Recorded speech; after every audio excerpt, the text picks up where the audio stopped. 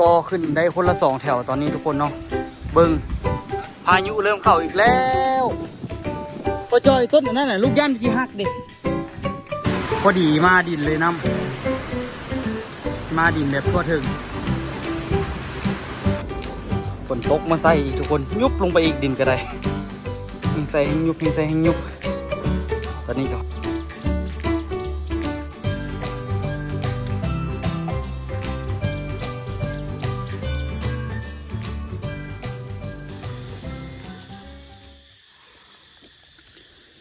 สบายดีทุกคนสบายดีตอนสวยเนาะเมื่อนี้นี่กะสั่งบล็อกมาเพิ่มเนาะวาซีขึ้นหลังคาละพอดีบล็อกนี่เขาเจ้ามีเลยสั่งเขาเจ้ามาเลยเนาะทำอิฐวาซีได้ขึ้นต่อเสาแต่ว่าตอนนี้นี่กะบริต่อเสาเถอะกอก่อนสัมซาทาสร้างหรือบุษันกะอาจจะขึ้นโค้งหลังคาก่อนเนาะตามเบื้องตัวจริงอันนี้พอสุดท้ายเด็กกระสร้างบ่มีแต่เฮ็ดเองมาทุกเก่าสั่งบอกกองมาลบมาพร้อม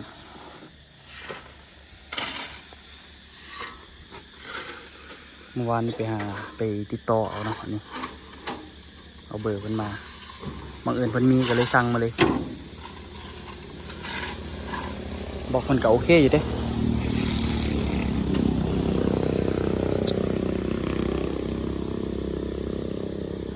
บอกหลายเจ้า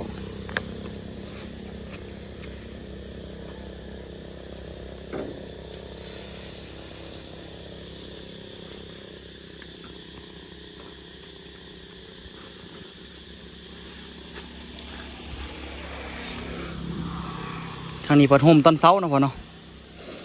ฝากนี่ได้โฮมตอนเช้า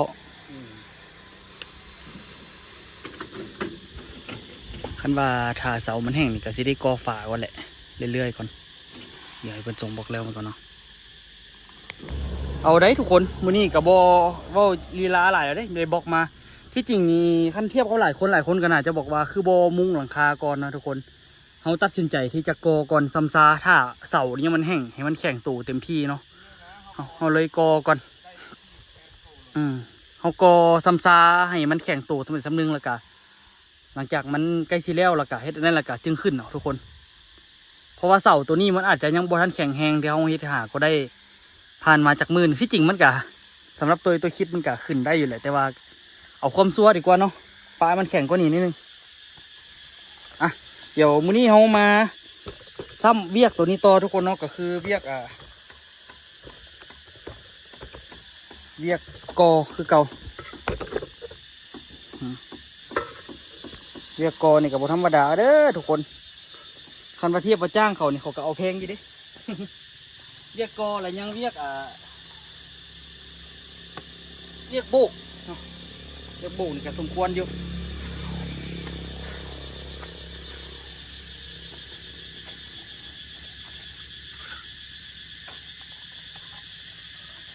พอดีเสื้อเลยพี่พ่อพอดีเสื้อท่านี่คือยักษ์ตำนี่แหละ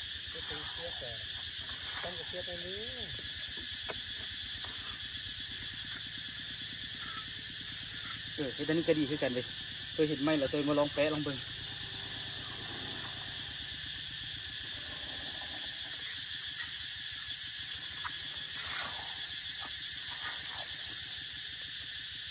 ว่ามื้อนี้เขาสิกอได้ทำไหนเนาะ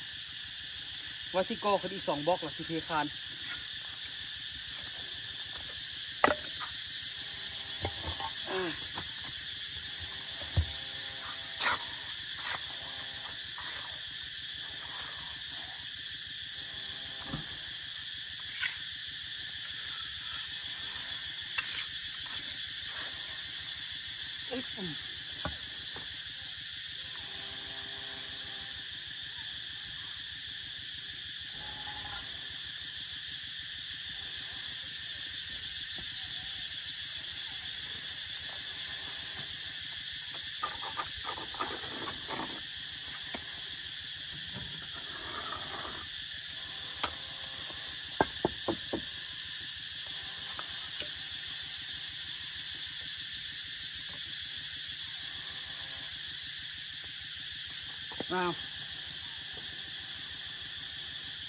แกงเพียกแล้วล่ะพ่อคนไปตำเพียก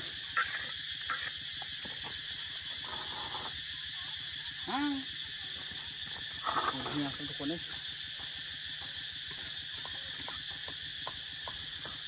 ที่จริงกอตัวนี้แล้วต้องได้ขี้หูกันเลยกอแล้วจึงเจาะเอาพอจึงพอดี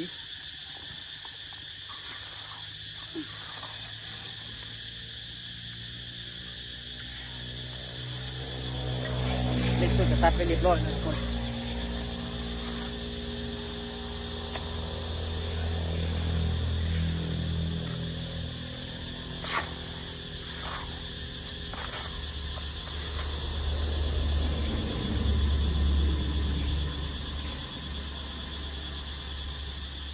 เอามาเฮ็ดอะไรเขาก็เฮ็ดเป็นบัดเฮ็ดดีแล้วพอดีไปฮับเมาแล้วดิ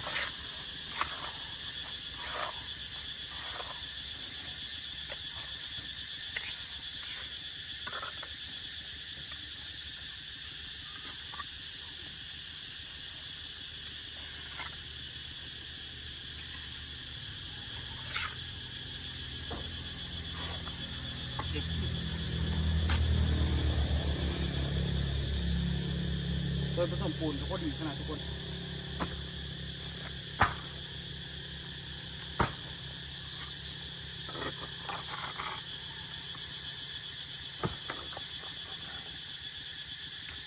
โบเละลายแล้วก็โบแก่นลายพอดีพองาม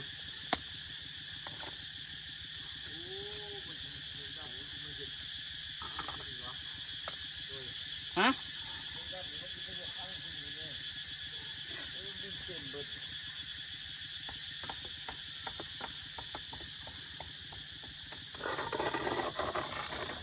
พอสดบอกว่าให้พยายามฮีดปูนออกดีๆเพราะว่าเวลา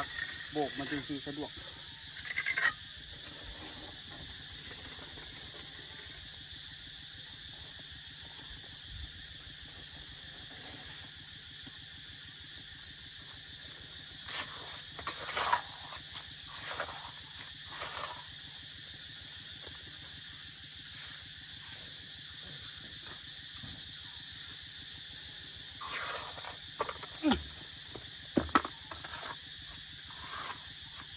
ใครจะบุเสาเจ็บแอวแล้วทุกคน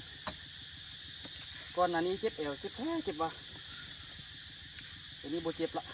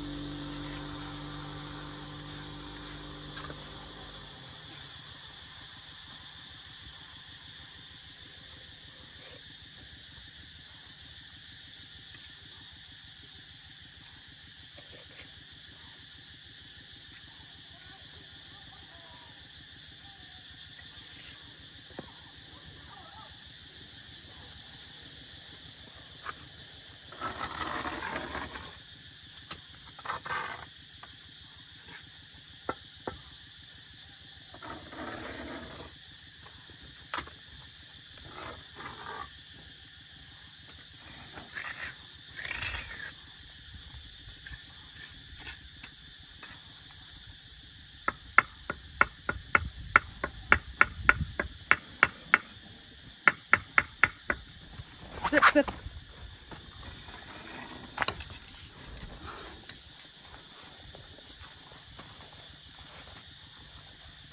ก็ตีกันหนึ่งเลยเหรอ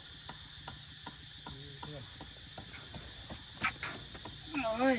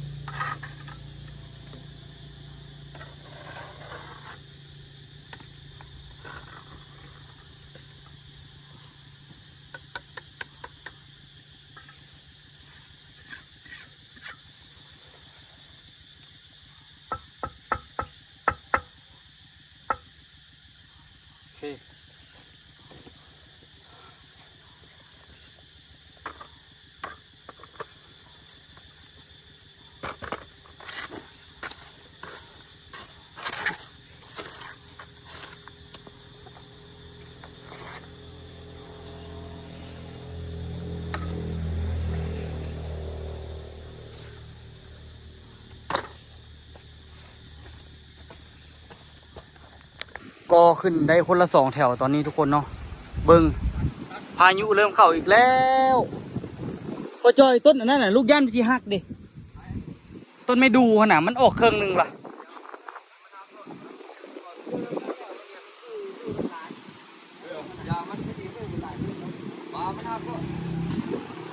พายุมาแล้วเป็นแต่ย่านค่ะทุกคนเบิ่ง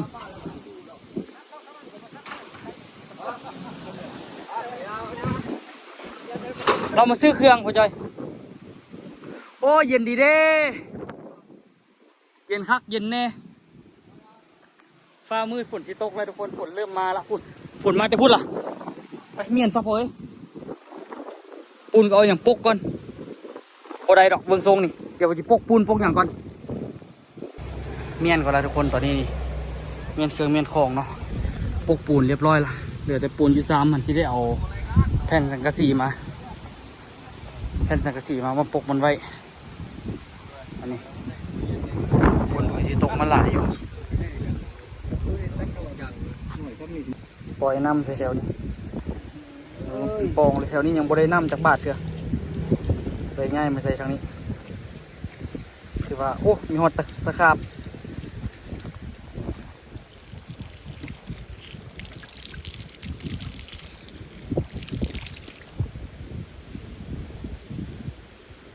ลงไปลุบๆเลยถือว่ามานี่ใกล้สิได้ทีเลยทุกคนทางนี้นี่ได้แล้วนี่โบนะมีอย่างเกาะนะเทพื้นได้แล้วแต่ว่ายังบ่ได้เทเท่าเนาะเหยียบไปเหยียบมาจนตัดหลังตัดหลังคาแล้วจึงเทเนาะนำคือทางน้ำมันเพื่อให้มันหูว่าบุตรตั้งบุตรสี่โอเคเดินไปตอนนี้ลมแห้งแล้วทุกคนพายุแห้งเลยเมียนก่อนอยู่บุดนฝนคือที่มาเบิ่งจากสถานการณ์ละน้ำก็เปิดใส่ฝนก็ตกใส่คักบาดนี้แห้งน้ำแถวนี้ก็มาได้เลยหมดทุกคนมันอังละเมื่อกี้ตัวลงเอานำมาใส่นี่อังเลยมันอยู่ละทุกคนเอามาทางนี้หลายเติบแล้วเนาะมาทางนี้หลายเติบแล้วอันนี้ก็มาแล้วอันนี้ก็มาละมันก็เริ่มอยู่โตเนาะแต่ว่าอันนี้น่าจะได้ใส่อยู่แต่ถ้าฝนตกใส่เอาเนาะก็เลยว่าไปมาทางนั้นเอาเพราะว่าทางนี้นี่ได้บนละนี่อันนี้ได้ละเห็นว่ามันลุบลงไปหลายเหลือแต่ทางนี้ยังบ่ได้เถอะยังบ่ได้เถอะน้ำเถอะบอดแตกแห้งเต็มค่อยมาไปค่อยเฮ็ดไปทุกคนเนาะอีกบุดนก็แล้วล่ะมาแล้วดีแต่เขาเมียนเครื่องเนาะบทันเซ็ตเฮ็ดอย่างกับบทันเมียนอย่างกับบทันแถมเปียกอีกบอกบทันเซาก่อนให้ฝนมันผ่านไปก่อนเดี๋ยวมันก็ผ่านไปอีกดอกทุกคนพอโต้แข่งฝนมันน้ำพอเมื่อกี้เพียงวันเลยต้องเอาเพียงฝนมากินแล้วอย่าบนนอนจะบาดเถอะยังรอยุ่งเลยนอนค่ะเบียร์ขาเบียร์ก็เดินโตก็คน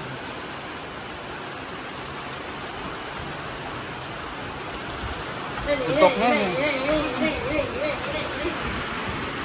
โอ้หนักหน่วงเดี๋ยวพอแล้วเขาเอานี่ไปใส่นะประตูวงกบแล้วก็ข้างๆทำกะที่ได้ใส่ปองเยี่ยมทุกคนไปตอกรัดดีๆใส่เนาะเรื่องบรรยากาศฝนตกอยู่พี่ก่อนทุกคนพายุเข้าอากาศก็เย็นสบายทุกคนเอ้ยแต่ว่าย่านแบบคันแห้งกว่านี่น้ำที่เข้าเงินพอมันซอดระเบียงนี้มานะทุกคน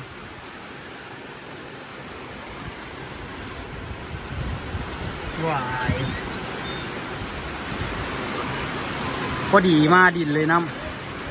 ำมาดินแบบทั่วถึงเขาก็เปิดน้ำแดน้ำฝนแดดเนี่ยโอ้พอดีเลยทุกคนน้ำมาดินพอดีคัก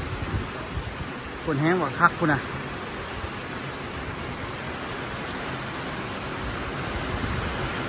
บรรยากาศทุกคนฝนตกน้ำมือ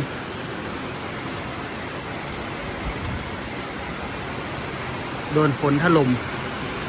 เอาไหวตัวทันบริษัทแล้วมันเรียบร้อยเอาเดือปูนที่ได้ผสมใหม่แหละเพราะว่าน้ำมันเข้าหลายตอนนี้ฝนสีเซาแล้วทุกคน ดี๋ยวตัวมาเฮ็ดแนวอยู่แนวกินก่อนและกะกินข้าวแล้วจึงสิไปเริ่มเรียกต่อเนาะทุกคนเฮ็ดแนวกินอู้ก็เป็นหวัดเนาะเจ็บคอเดี๋ยวตัวสิฟ้าเฮ็ดแนวกินก่อนไปทุกคนเดี๋ยวออกงานซ้ำซากนั่นเนาะตัวนี้2 เมนูพร้อมกันเลย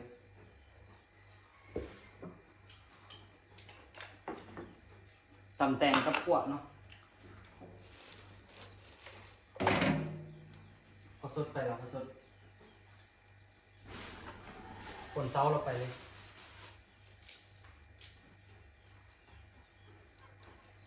เป็น2 เมนูพร้อมกันตรงนี้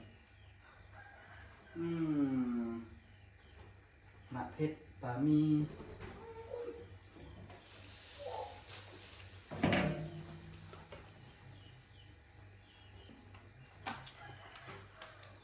ขวดหมูทุกคนเพราะมันกลิ่นเพราะว่าอู้ให้แข็งนอก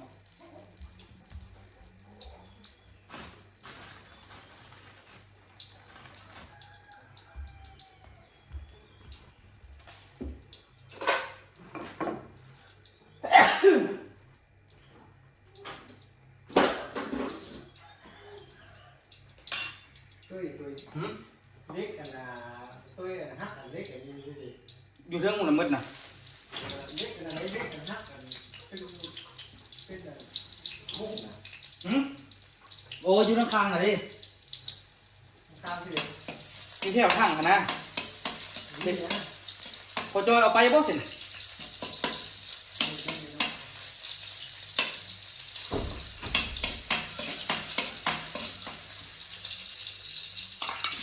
กินกับเบิดทุกคนเนาะปวดนิดนึงพอบนจุดท้อง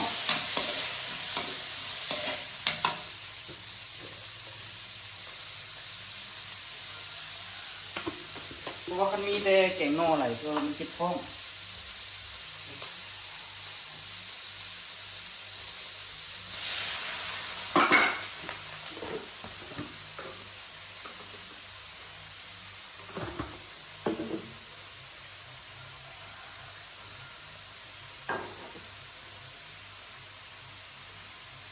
น้องเบิด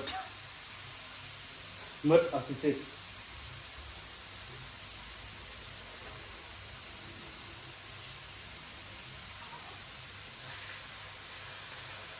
สิ่งที่แท้มันหอยได้แต่ว่ามันมีอันนี้แหละ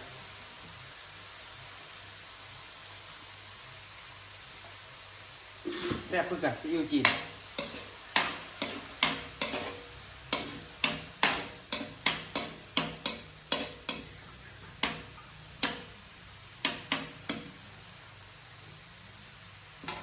พวกนี้ผสมผสมกัน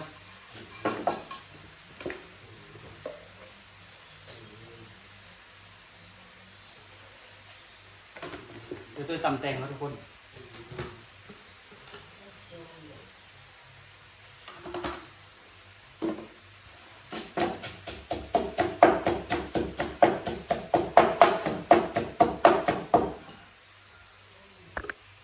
ไม่อู้มา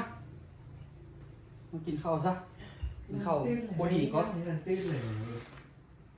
นี่ ข้าวก็ได้ทุกคนเด้อ ตื้นเลยให้ยังตื้นเลยเลย ตัวสิ จะ จ้า เอาม่วงมาทอดนี่ไปเอาอีกด้วย ฮะ จ้ะ ออกมาอย่างไรอ่ะ อ่ะก็สร้างคนไม่ใช่ว่าเขาเด้อ ออกมาเท่าเด้อสั่น3 คน มา5 อันบอก อันนี้กินด้วยอันนี้ เห็นปกติแล้วก็เปลี่ยนเรื่อง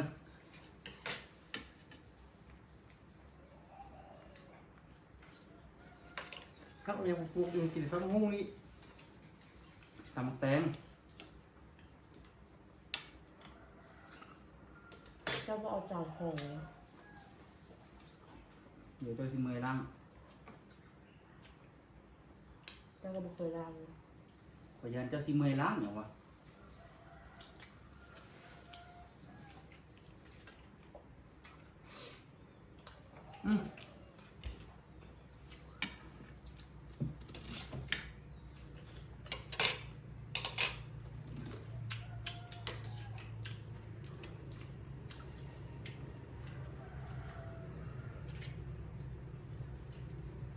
เอาน้องขึ้นเลย เอามา อืม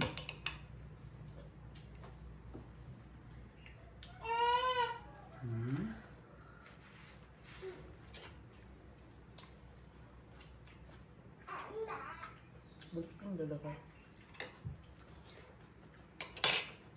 ว่าสัญญาดัง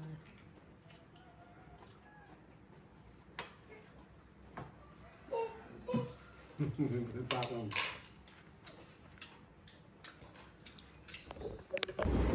ฝนตกมาใส่อีกทุกคนยุบลงไปอีกดินก็ได้แห้งใส่แห้งยุบแห้งใส่แห้งยุบตอนนี้ก็ค่อยๆมาไปเรื่อยๆทุกคนเนาะใกล้สิได้ระดับละน้ำก็ได้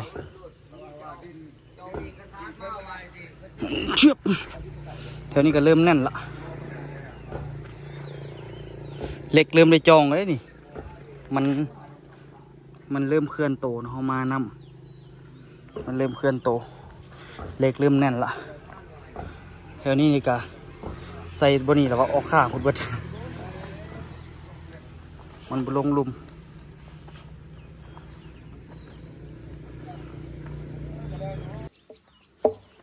ทุกคนตอนนี้นี่ตัวซีได้เริ่มมาเห็นงานตัวเนาะฝนหากระตกเสาได้ฝนหากระตกเสาแล้วก็เฮ็ดไม้ยองเพื่อซีได้มีบนเหยียบเข้าไปแล้วก็ปดเกิดทุกคนมาดิไม้อันนั้นกับบได้เมียนบางคนเฮ็ดเปียกเบิดตอนนี้นี่ก็คือให้เบิ่งในหนึ่งวะนี่ทุกคนเฮ็ดไม้ยองเข้าไปแล้วตัวก็บอกไม่วางนี่ตัวก็ตัดเหล็กตัวนี้เพื่อเสียเกียร์ไว้เสียบผมเนาะแต่ละเสาแล้วมันเสียบไว้เพื่อไว้แบบว่าต่อไปต้องได้เทคานได้ทุกคนต่อไปได้เทคานละ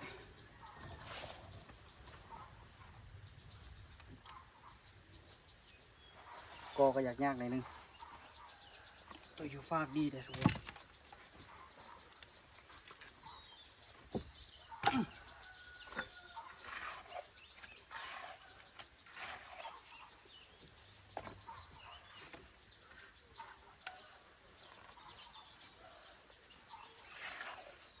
พอสดเล้งเพียกไปเรียบร้อยแล้ว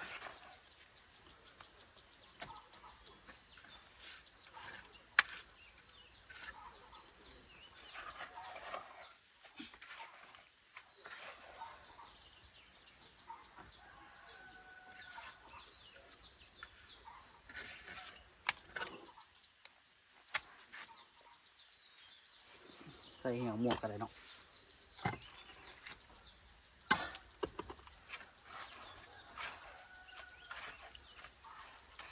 พอเฮ็ดไปเฮ็ดมาแล้วกัน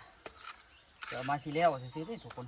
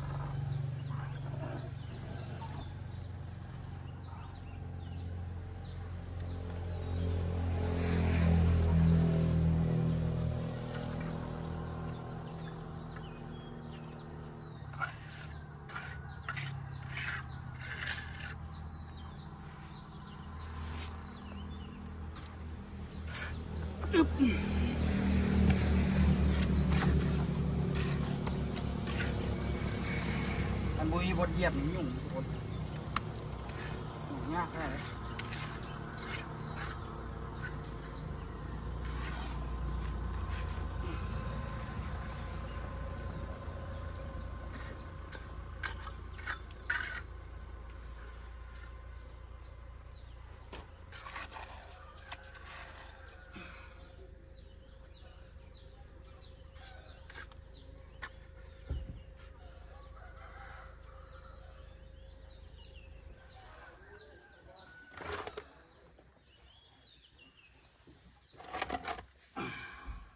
ดี๋ยวบรรยากาศเย็นสดชื่นเลยทุกคนไปบอกดนบนล็อก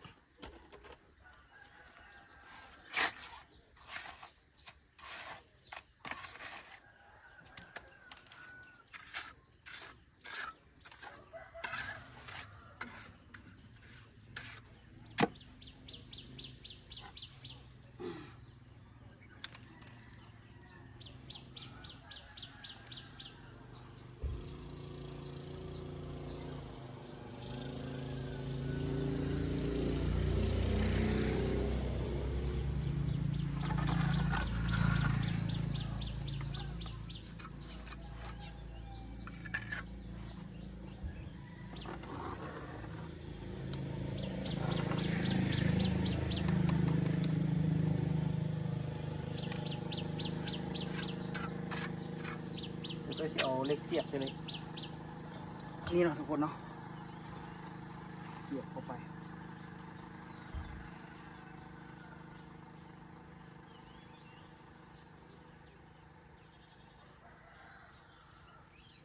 คิดว่าน่าจะประมาณนี้แหละ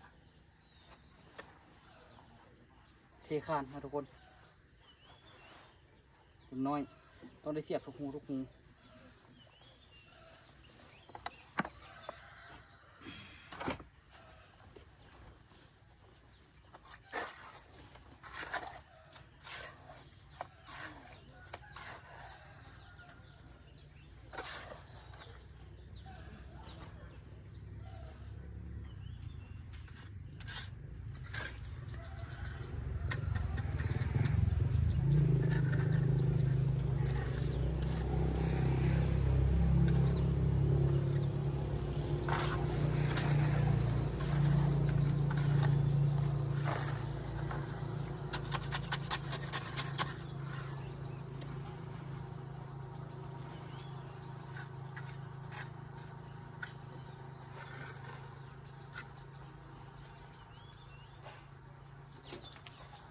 สดจะไปเฮ็ดอีหยังเหรอ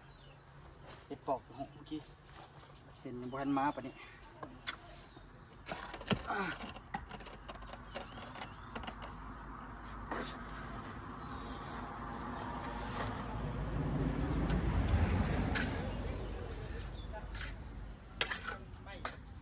เขาซ้ำเดือนละเล็กกัน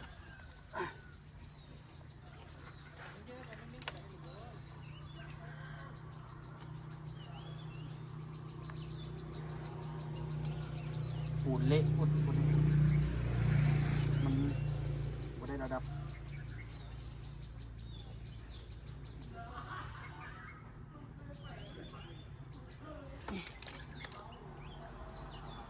ก็นี่ปูนกับสีเฮียได้เนาะ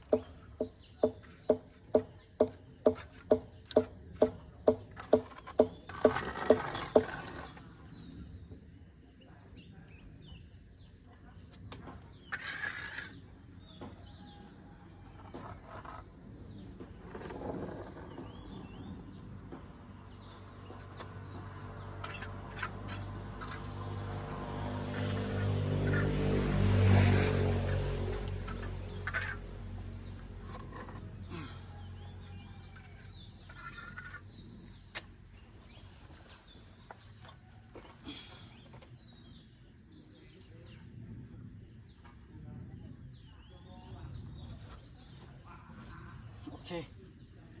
แล้วก็สีวางเหล็กพร้อมเนาะอันนี้วางเหล็กสำหรับวางไม้เดี๋ยว ค่อยๆวางไว้ข้างหน้านี่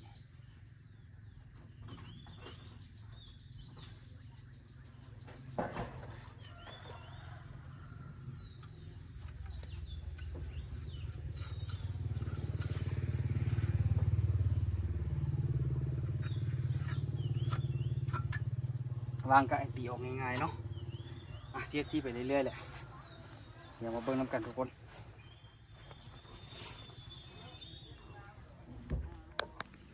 น้ำล้นละทุกคนตอนนี้มาค่อนข้างว่า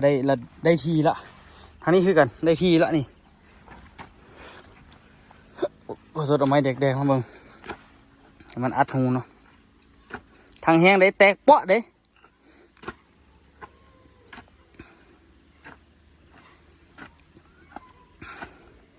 มันตรงอันใหม่เยอะๆเนี่ยคนว่านะมาตำตึงหาไม้มาตำมันก็ดีขึ้นกันเด้